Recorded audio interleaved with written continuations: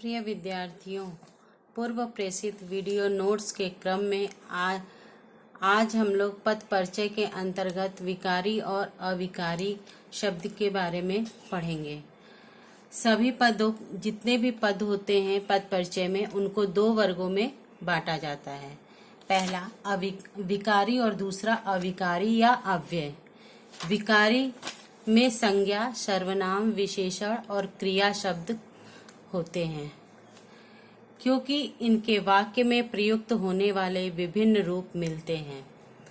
संज्ञा किसी व्यक्ति, वस्तु, स्थान, स्थित, गुण अथवा भाव के नाम का बोध कराने वाले शब्दों को संज्ञा कहते हैं। ये आप पहले भी पढ़े होंगे। अब संज्ञा के भेद। संज्ञा के कितने भेद होते हैं? 3 भेद होते हैं। व्यक्तिवाचक संज्ञा, जातिवाचक संज्ञा, भाववाचक संज्ञा। इनके भी अंतर्गत भेद होते हैं, लेकिन यहाँ पर आप लोगों को केवल इन तीनों के बारे में ही जानना आवश्यक है। व्यक्तिवाचक संज्ञा, जो संज्ञा शब्द किसी एक विशेष व्यक्ति, प्राणी, वस्तु या स्थान का बोध कराए, उन्हें व्यक्तिवाचक संज्ञा कहते हैं। जैसे मनुष्य का नाम महेश, मदन, रीता, गीता, मीरा, ये सब क्या है? व्यक्तियों के नाम जो होते हैं वो क्या कहलाते हैं?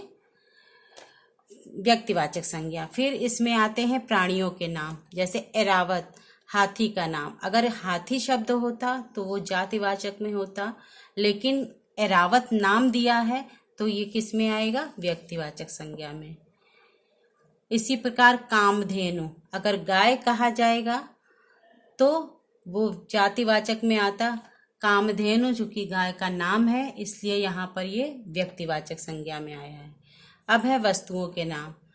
गांडीव धनुष का नाम है, हल्दी मसाले का नाम है।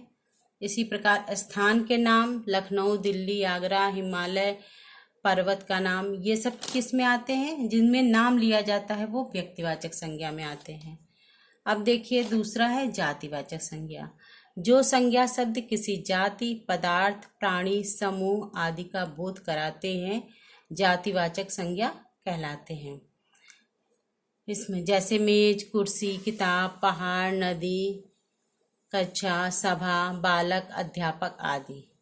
इनमें जो होते हैं द्रव्यवाचक संज्ञा, वो इसी में आते हैं।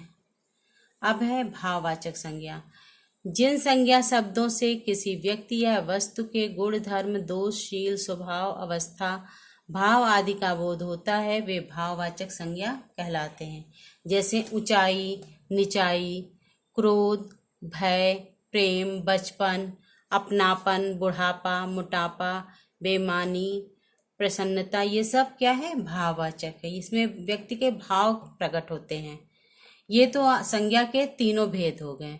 अब इसी पद परिचय में आता है लिंग। इसमें लिंग भी बताना पड़ता है। तो शब्द के जिस रूप से यह पता चले कि वह पुरुष जाति का है या स्त्री जाति का है, उसे व्याकरण में लिंग कहते हैं। इसके 2 भेद होते हैं, पुल्लिंग और स्त्रीलिंग। पुल्लिंग में आता है अध्यापक, कवि, गायक, सेवक।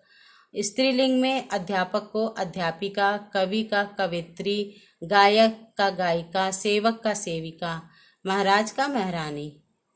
राष्ट्रपति, प्रधानमंत्री, इंजीनियर, मैनेजर, डॉक्टर, सचिव आदि का प्रयोग दोनों लिंगों के साथ किया जाता है। वे स्त्रीलिंग भी हो सकते हैं और पुल्लिंग भी हो सकते हैं। अब इसमें आता है तीसरा पार्ट वचन का। शब्द के जिस रूप से एक अथवा अनेक का बोध होता है उसे वचन कहते हैं। वचन के भी 2 भेद होते हैं, एक वचन और बहुवचन। एक वचन जैसे किताब है, बहुवचन किताबें। एक वचन कलम है, बहुवचन में बनेगा कलमें। कुर्सी, कुर्सियाँ। दुकान, बहुवचन दुकानें। घोड़ा, एक वचन घोड़े, बहुवचन। लड़का, एक वचन लड़के, बहुवचन। तो ये बच्चों आज हम लोगों ने पढ़ा है विकारी के अंतर्गत संज्ञा, लिंग और वचन। आगे इसके कारक, विशेषण, सर्वनाम आदि हम लोग आगे के वीडियो में पढ़ेंगे। धन्यवाद।